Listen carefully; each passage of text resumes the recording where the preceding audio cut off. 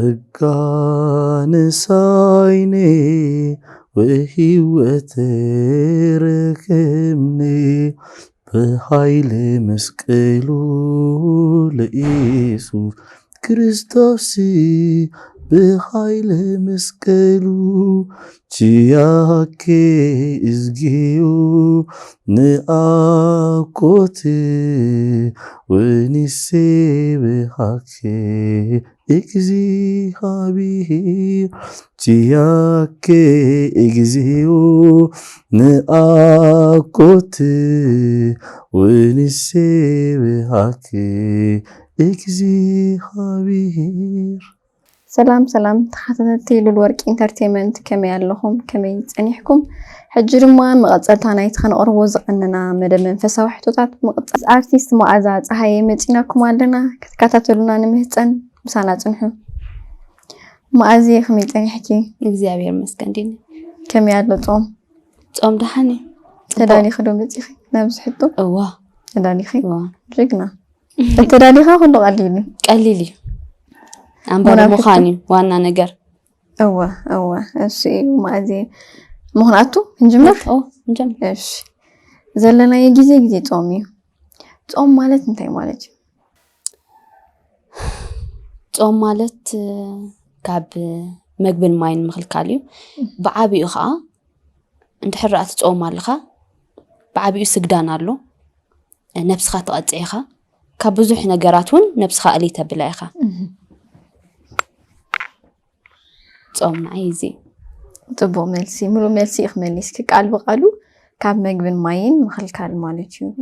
ከም ዝበልኪ ኣብ ግዜ ጾም ዝገበሩ ብዙሓት ነገራት ኣለው ማለት ጾምካ ካብ መግብ ጾምካ ማለት ሙሉ ጾም ኣይኮነን ወላ ግብርታትና ከጾም ኣለው ጥቦ ይخمልስኪ ንመጀመርታ ግዜ ትንሳኤ ጎይታ ዝራእይታደ ምን ትባሃል ማርያም መግደላዊት ሙሉ መልሲ ፍልጥተ ቀላለ ቀላለ ድንግል ማርያም ካብ ዝወድሱ ካብ መጽሐፍ ቅዱስ ማለት እዩ ክልተ ጠቅሲ ድንግል ማርያም ዝወድሱ ቅዱስ ገብርኤል ቅድስት ኤልሳቤጥ ቅዱስ ገብርኤል እንታይ ልወድስዋ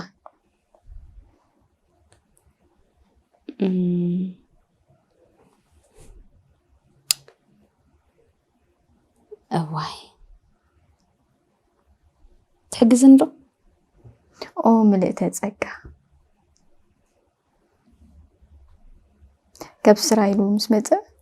ملئت تصقع نوت انسي ودون تولدي خيبلا خلو كبلا خلو ملئت تصقع يبلا يودساي قدوس جبريل اوكي قدستي إلزابيتك سامك نغرني اخي بحقي قربك انت طفياتن انده فرحي خاخي بالاش وانكا فرحي اجخي فتن دحن نغرن مو خلخ انا ود مستن فتن እሺ ቅድስት ኤልሳቤጥ ካ ድንግል ማርያም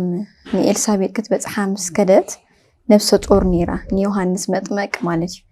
ሽዑ እንታይ ትብላ እንሆ ኣደ ጎይታዬ ናባይ ክትመጽስ እዚ ካበይ ኮነለይ በሓጎስ እዛ ማህፀነይ ዘሎ ህፃን ተሰራሰረ እንዳበለት ኣደ ጎይታ እንባል ትውድሳ ማለት እዩ حيسك يندو حيزين كنملسينا ماشي نقدس واي اسملستيا كقدم لك نيرني قدح نقدس يوحنس مطمق ابونا دون اسمو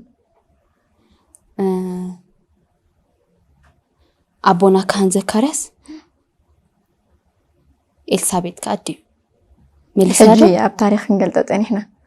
نيركب عليك ترداني ወንጌል ማለት እንታይ ማለት ወንጌል ማለት ብስራት ስብከት ብስራት ማለት ሙሉ መልሲ ዓበይቲ በዓላት ናይ ጎይታ ምን እዮም እዋይ متحجز زالة تدا حد زكي جخترا جمري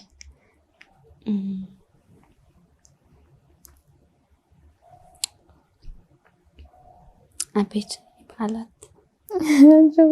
تنساي شي لدت شي عرقت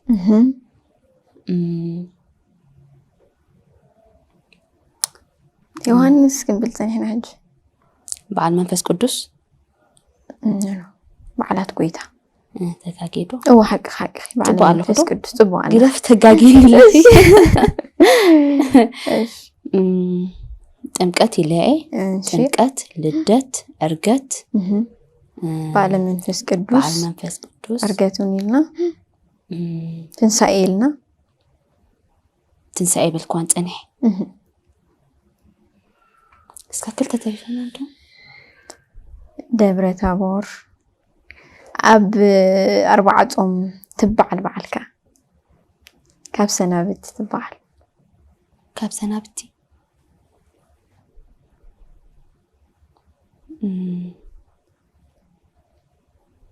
ጎይታ ናብ ኢየሩሳሌም ሰዓተወሲ ኣቁፅልቲ ናስም ቆፅሊ ሆሳና ኣምፂኽያ ሓንቲ ተሪፋትና ኣላ እዋይ ሓዊሰይን እንዲህ ሰርዓን ከለኹ እስከ ሓግዝን በልስክሳ ክሕግዘኪ ኣብ ሰሙነ ሕማማት ዘላ ሰቕለት ሙሉእ መልሲ መሊስኬን ነፊዕኪ ሸውዓተ ሰማያት ተቓስ ራማ እሺ أول كتكبدني أزياس أجخ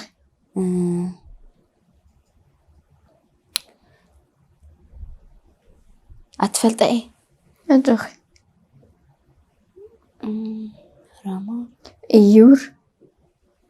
راما إيور حجزن بالأور مل وا حجزك كندي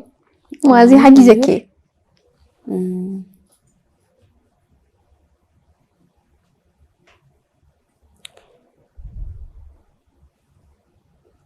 زين اسك حجزن بعض صرها حجزن مل صرها أريم ኢየሩሳሌም ሰማያዊት ኢዩር ይልናምሽ ኢዩር ኤረር ሰማይ ውዱድ መንበረ ጻብኦት كبد بلاني انزين بزحاي تحزاليني نخذكره هو حق قرب كبد بلاي حراي قويتا ام مسقل تسقيلو تزاربو شوعت قالات مسقل قلصي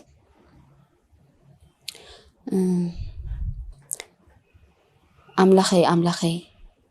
نمنتي حديكاني او قويتاي زغبرو يفلطني ممو يقربللهم تماكو እሺ አለ انه ولد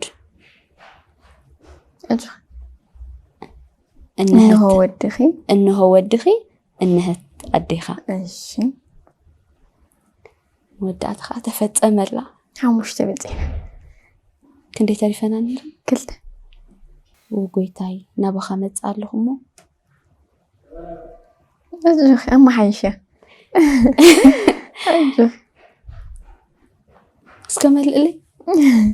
وأبوي نفسي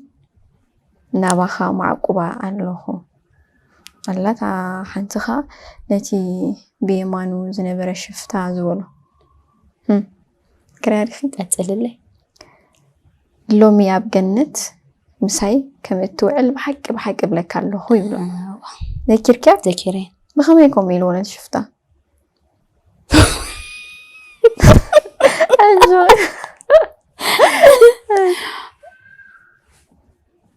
نت شفتها نت مش تسأل نبرة هوازي نقرني خزي أو قربك اسكن قرن دهان እሺ بيمانن بتصقامون كلتا شفاتو تسقيلهم نيرو شعو اتحاد اتي بتصقامو زنبره انتاي يبلو كريستوس السخا بحقي ود امنا خطونكاس نمنتاي نعنا زي تدحننا إلو نقويتا يكراخرو مالتي بيمانو زنبره كا نحنا سيب زقبرنا يوينا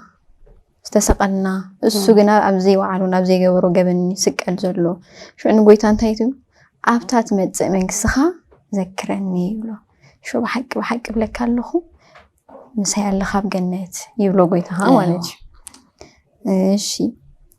ኢየሱስ አማኑኤል ክርስቶስ ትርጉሙ እንታይ ማለት እዩ? ኢየሱስ ማለት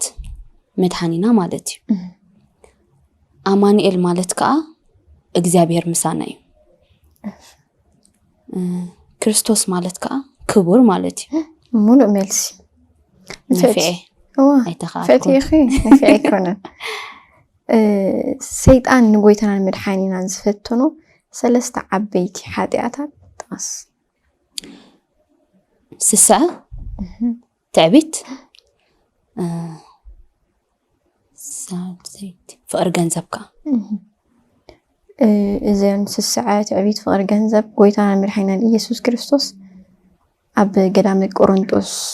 ፀይሙ ከሎ ሰይጣን ዝፈትኖ መንግስትታት የርእዮ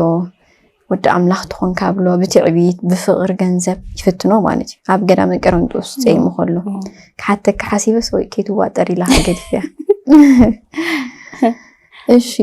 ጥበበኛ ሰሎሞን ኣብ እስራኤል ክንደይ ዓመት ነጊሱ? 40 ዓመት ሙሉእ መልሲ 40 ዓመት ነጊሱ። የሊስካ ን12 ዓመት ደም ዝፈሳ ዝነበረ ሰበይቲ ብኸመይ ደማ ጠጠው ኢሉላ ኣብ መጽሓፍ ቅዱስ ኣሎ?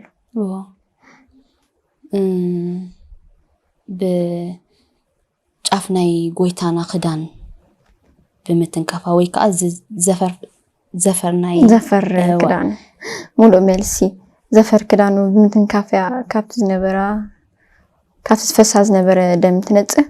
ጎይታ ኣብ ማእከል ህዝቢ ኮይኑ እንዳሰበኸ ጫፍ ክዳኑ ምስ ተንከፈቶ መን እዩ ክዳን ዝሓዘኒ ድሓቶ ሐዋርያ ቅዱስ ጴጥሮስ ጎይታ ከመይ ጌርካ ከምዚ ኢልካ ትሓትት ኣለኻ እዚ ኩሉ ሰብ እኮ ይደፋፍኣካን ተናኽፈካን እዩ ዘሎ ምስ በሎኖ ሓይልካ ዋይ ክወፅእ ተረዲእኒ እሞ መን ምዃኑ ክፈልጥ ደልየለኹ ውሽጡ እኮ ፈሊጡ ኣሎ። ሽዑሳ ከዓ ብጣዕሚ እንዳፈርሐት ኣነ እየ ትብል ሽዑ ጓለየ ይብላ እምነትኪ ኣድሓነትኪ። ሙሉእ መልሲ ክመሊስኪ። እሺ ሰብሲ ምረት ሲኦልን ጣዕሚ ገነትን እንተዝፈልጥ ንጽድቂ ማዕረ ክንደይ ምደለዮ ዝበሉ ቅዱስ አቦ መን ይባሃሉ? አይፈለጥኳን ቾይስ ምረጽ ገብረልኪ። ሀ አቡነ ዮሐንስ አፈወርቅ፣ ለ አቡነ ማሪሳቅ፣ ሐ አቡነ ወልደ ሰማዕት፣ መ አቡነ ገርገሪዮስ። ሀ አቡነ ዮሐንስ አፈወርቅ። እዚ ሁሉ ምርጫ ገይረ ካብዚ ሕቶ ወጻኢ ከማን ምርጫ ገይረልኪ ግን ተጋጊኺ ኪዲ አቡነ ወልድ ሰማዕት አባ ወልድ ሰማዕት ዘደብረ ቢዘን ይባሃሉ። ሓንዳረ ሕጂ ህዝያ ህዝቢ አይሁድ ጎይታናን መድሓኒናን ኢየሱስ ክርስቶስ ንኽስቀል ብኡ ፋንታ ከዓ ይፈታሐልና ዝበልዎ ሽፍታዊ ድማ ገበነኛ ነይሩ። ስሙ መን ይባሃል? እዚኣ እኮ ትፈልጥያ ያቕላለ እፈልጣ እየ ፅንሕ ኢልኻኒ ኣይታወኽኒ ክምልስ እየ። እሺ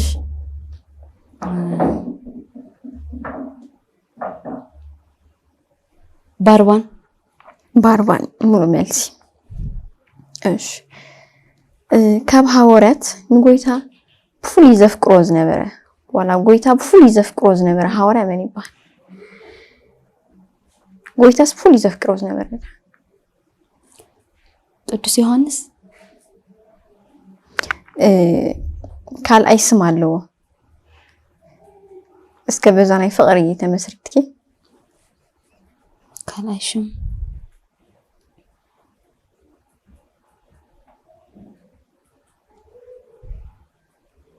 ፍቁረ እግዚእ ይባሃል። ዮሐንስ ቅዱስ ዮሐንስ ሃዋርያ ቅዱስ ዮሐንስ ካብ ንጎይታ ምስ ሓዝዎ ሃዋርያት ብሙሉኦም ሃዲሞም እዮም። በቃ ካብ መጀመርታ ክሳብ መወዳእታ ዝሰዓቡ መጀመርታ ምስ ሓዝዎ ከይዱ ንድንግል ማርያም ዝነገራ ብድሕሪኡ ክሳብ ስቕለቱ ዝሰዓቡ ሃዋርያ ቅዱስ ዮሐንስ እዩ። ኩሉ ስቅያት ጎይታ ከዓ ስለ ዝረኣየ ድሕሪ ዕርገት ጎይታ ፍሽኽ ኢሉ ኣይፈልጥን እዩ። ትቃንዛት ስቅያት ጎይታ ስለ ዝረኣዮ ፍሽኽ ኢሉ ኣይፈልጥን ነይሩ። እሺ ሕቶና ወዲና ኣለና ሕጂ ተርፈና ወልቃዊ ሕቶ እዩ። እሺ ማእዚ قليل كون تسفى قبر صان قليل أجوخي بيتي كريستيان نعاخي انتايا بيتي كريستيان مالتنا أي بيتي مالت كال أي بيتي حسابي دفس سلو دلاي نايوشت ايد الزاربلو بعبي خاندي هاو خيدس سلامي دي سمعكم بيتي لدو حاطة بك تخونش زبون مقلتي يخيكي بيتي زلكي تقع نبيتي كريستيان انتاي كبركتي الك تحاسبي وي انتاي كبركت علوني تبلي هو مالت سبات كوينا حسابنا بوزح عندي بفلاي بيت كريستيان كيت كلها حساب لبها سمرلك هلو سني هذا جزيس لعل عمخا كتقبر تدلي نجارات هلو أنا جن كل جزيس كمزي مش أب بيت كريستيان مساعتنا سئل مش ناي كبقى مش على السؤال حنتعبي لخم تزقبر سدس مبلني نسبلي تبو حساب لبخيس مرلكي آمين آمين من اسي زبها لكميو لبا من عشان من اسي فالي خجلتي من اسي كوينو عشان لبا مني لخجلت تخوينا بناتي كم معزة مالتيو لبا مزبلو سدرو زخبر هايمانوت زخبر بعبيون نفسه دخبرها مالتيو عشاها أنت أرنا يدخلوا مالتيو نعمنات إلي قلت أمانة أو حيدين أو حيدك متعجزني دحاننو كحجزك زي كنا حجنا يتلبى من سيد بالكيو تدرو إذا خبر هيمانوت إذا خبر نفسه إذا خبر كم بلتاني إحنا إذا عشاخة أنت أرنيز أين مالتيو عشا مالت بعبيو أفتن زي اللي هيمانوت زي بلو مالتيو كبرت صدرو زي فلت كم زعين السبت خوينو خا ننبسو كخبر يكلني خفكراونا يكلني عشا سبكا الحمد لله مقلصكو صبو مقلصي مازي ثانك يو اديس كابت متي قدام كيرك تفضل አይፈልጥني አይፈልጥ ጭራሽ እዝሁን ገዳማት ከሎ አጋጣሚ በአዳማይ ከይድ ሐሲበ ነይረ ግን ቁርብ አይ ጣዕመትን እጅግን ፕሮግራም አለን ሄዲ ጽቦ ዘሎ ጊዜ በዚህ እሺ ካብ ጥንታውያን ገዳማት ሀገርና ተፈጠን እስከ ግለጽልኝ ገዳም ጻዳ አምባ አምኖ እንድሪያስ ደብረ ቢዘን ደብረ ሲና سيني تفل دحانيخ بوزوح قدامات يزلو قن دحانيخ زين فلاكون هولي تسبس لازم خدن دينا نفلتن مثلني مالسي بفلاي دبر سينا دبر بيزان حق اخي فلوتي حق اخي فلاي دبر سينا وحسب خرو دبر بيزان فلوت كلام حق اخي مؤازي كم قوان ستيتي مالتي او ارتخنت في يخبدو مس منفساوي هيوت አናጣጥርካ ወይ ምስ ሃይማኖት አናጣጥርካ ሰኸም ሓንቲ አማኒት ወይ ተኸታሊት ኦርቶዶክስ ይኸብደክዶ አብስነጥብ ወይ ይኸብድ ይልክዶ ተሐስቢ ንዓይ ከማዛይ ከብደንን እዩ ማለት ስነናቱ ግዜ አለው አፍትናይ ስራሕ ግዜ ናብ ስራሕ ይኸይድ አፍቲ ጸሎት ክገብረሉ ቤተክርስቲያን ክኸደሉ ዝግባአን ግዜ ኸአ ሃይማኖት ይኸብር ማለት እዩ እጅስ نعي كم عزاي يخبدي يقولني حجي بفلاي عب فيلمنا يتواصلون حرينا بزح نجارات له ولا حد يجي خم حبرة السبوت زبالة نجارات يصير راحي أب أرتيست أب أرت مالج حجس بملك أورينس وبملكة عزابي كم عينت قبل ملسي وهابو كم كتجلت يوس خي كم حتى أرتيست تسرح كم تخمزيل كتبريو تخلله مالسي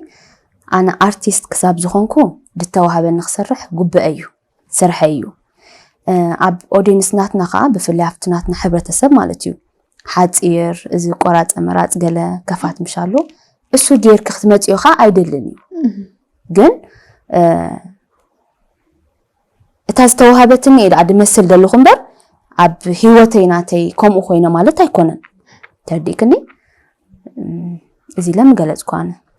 ንሰብ ንኽንምህር ኢልና ኢና እዋ ማለሲ ምሰሊ ተባሂልካ መሃሪ ኢኻ ደልኻ እምበር እታ መኣዛ ዘይኮነሲ እታ ተዋሂባ ዘላ ካስትያ መሃሪ ኢኻ ካስ ኣርቲስት ክሳብ ዝኾንካስ መምህር ዲድሆን ደሎ መሃሪ ናይ ኦዲየንስ ኢኻ ሕማቁ ጥቡቁ ኩሉስ ብፊልም ኣምሲልካ ተምፅወለኻ ማለት እዩ ከምዚ ክሳብ ዝኾንካ እስኺ ዝበልክኒ ኢላ ትገብር ዘለኹ እምበር እቲ ናተይ ባህርያት ኣይኮንኩን ደውፅኦ ደለኹ ተረዲእኪ ተረዲእኒ ፅቡቅ መልሲ ማዕዚ ቴንኪዩ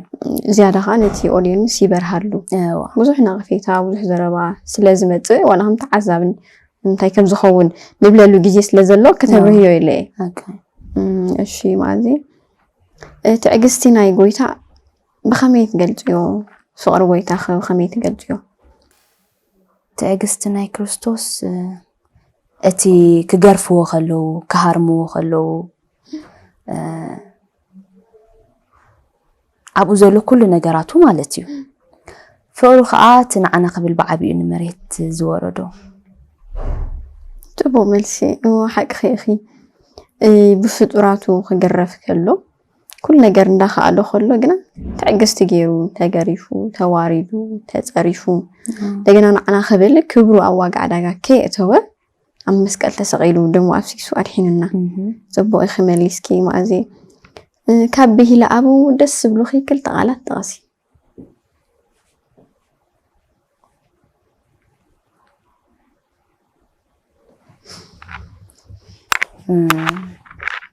ጥቕሲ ማለት እዩ ጥቕሲ ተደሊኻ መፅሓፍ ቅዱስ ተደሊኺ ካብ ኣቦታት ዝበልዎ ቃላት ጥቕሲ ድሓን ክነግረኪ ኦ ጎይታይ ብፀጋኻ ንቤተይ ባርኮ ካልአይቲ ከዓ ጓህ ልበያ ውሽጠይ ምስ በዝሐ ምፅናዕኻ ንልበይ ሓጎሶ ብጣዕሚ ጥዕምቲ ጥቕሲያ ብጣዕሚ ይስፈትዋ ዋላ ኣነ ኪዲ እዋ ብጣዕሚ ጥቕሲ ማኣዚ እዚ ዘለናዮ ግዜ ማዕርነት ኣብ መፅሓፍ ቅዱስ ከዓ ሰበይቲ ካብ ሰብኣይ ትሕት ክትብል ኣለዋ ወይ ድማ ሰብኣይ ርእሲ ሰበይቲ እዩ ማለት ንሰብኣይ ከተኽብሮ ከም ዘለዋ መፅሓፍ ቅዱስ ይገልፅ እዩ ኣብዚ ግዜ እዚ ቃል ከመይ ይኸይድ ኣሎ ኢልክ ትሓስቢ እስኺ ከም ማእዛ ድሓን ማለሲ ብዝርኦ እየ ክምስክር እምበር ሓዳር ክሳብ ዘይገበርኩ እዩ ኢለ ክዛረብ ኣይክእልኒ ተሓቂ ማለት እዩ ብዝርኦ ተኮይኑ ከዓ ኣይመስለን ሓቂ ኣለኻ ማለት ኣብቲ መፅሓፍ ቅዱስ ዘሎስ የለን ንበልኩ በቲ ኣብ ከባቢና ደሎ ክትሪኦ ከለኻ ማለት እዩ በቲ ዕዘብዮ ዘለኺ እዋ እሺ ከም ማእዛኽ እስከ ሓዳር ጌርኪ ንዓኺ ዝመስለኪ ሒዝኪ እሞ ንብል ከመይ ምተኸተልኪዮ ዶ ነዚ ቃል እዚ ዋላስ ከም ደቂ ግዜ ኸማና ምኾንኪ እዋይ ክኽተሎ ምፈተንኩ ቃሉ ተሂብኒ ማለት እዩ ብዓብዩ ከዓ እንድሕር ንሱ ከምቲ ንስኻ ትደልዮ እንድሕር ኮይኑ ስኒ ዘይትኸደሉ ኣብነት የለን ግድን ኣይኮነን ጓል ክትፅቀጥ ብወድምሽ ዋና ነገር ክልቲኻ እንድሕር ተሰማሚዕካ ከምቲ ኣነ ዝደልዮ ተኮይኑለይ ሱሲ ካብዚ ዛዕቢ ነገር የለን ከምቲ ስኻ ትደልዮ እንድሕር ኮይኑልኪ ስኸውን ነዚ ቃል ዝኾነሉ እንዴ ኣነ ክኾኑለይ ግን እሱ ከዓ ተኮይኑለይሲ ወላ እንታይ ወላ ሓንቲ ደተናፍ ነገር የብልካን ማለት እስከ ከመጋጣሚ ኮይኑስ ኣይኮነን ንበል እንታይ ንገበርክ ነርኪ ድኾነ ነገር ገይሩ ገለ ማለት ድኾነ በደል እንድሕር ገይሩ ወማለት ከምቲ ንዓኺ እስኻ ትደልዮ ዘለኺ ወድስ ኮይኑ ኣይተረኽበን ዝኾነ ጌጋታት ክገብር ይኽእል ዝኾነ ምሻሎ ከጋጥም ዝኽእል ነገራት ኣሎ ሕጂ ንዓኺ ደስ ዘይብለኪ ወይ ከምቲ እስኻ ትደልዮ ዘይገይሩስ እንታይ ንገበርኪ እዋ ክትፃወር ምፈተንኩ ማለሲ ጌጋታት ንኸይፍጠር ክኾነለይ ኣለዎ ኢለ እምበር ተተፈጢሩ ግድን ክትፀዋወርካ ኣለካ ፅቡቅ ንፈቲ እስከ መፃኢ እግዚአብሔር ተፈቂዶ ክንዕዘብ ኢና እዋ እሺ ማእዚ ሓንቲ ሕቶ ተሪፋትና ኣላ እሳኻ ኣብ ሰማያት ነብር ኣቦና ኣቡነ ዘበሰማያት ብግእዝ ትወፅያ እሺ አብነ በዞ ሰማያት ትቀደስ ስምከ ትምጻእ መንግስትከ ወይኩን ፈቃድከ በከመ በሰማይ ከማሁ በምድር ሲሳየነ ዘለለዕለትነ ሀበነ ዮም ህድግ ለነ አበሳነ ወጌጋየነ ከመ ንሕነኒ ህድግ ለነ ኢታብአነ እግዚኦ ውስተ መንሱት አላድኅነነ ወባልሐነ ወኩሉ እኩይ እስመ ይእዜሰ ኢት መንግስት ኃይለ ወስብሐት ለዓለሙ ለዓለም አሜን። መኣዚ መሊስኪያ ብጣዕሚ ፅቡቕ ኣይተፀበኽኹን ከማን ማለት ንብዙሕ ሰብ ብግእዝ ትኸብዶ እያ ዝበዝሐ ሰብ ብትግርኛ እዩ ዝኽእላ ፅቡቕ መሊስኪ ንፍዕቲ ቴንኪዩ እሞ መኣዚ ሕቶታትና ኣብዚ ወዲእና ኣለና ብምኽንያት ዝፆም ክትብልዮ ወይ ክተመሓላልፍዮ ትደልዪ መልእኽቲ እንተድሉ ዕድል ክበኪ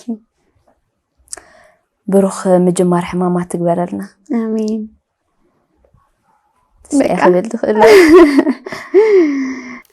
እምበኣር ክቡራት ተዓዘብትና ምስ ኣርቲስት መኣዛ ፀሃየ ዝነበረና ናይ መንፈሳዊ ሕቶታት መደብ ኣብዚ ወዲእና ኣለና ምስ ካልእ ኣርቲስት ብካልእ መደብ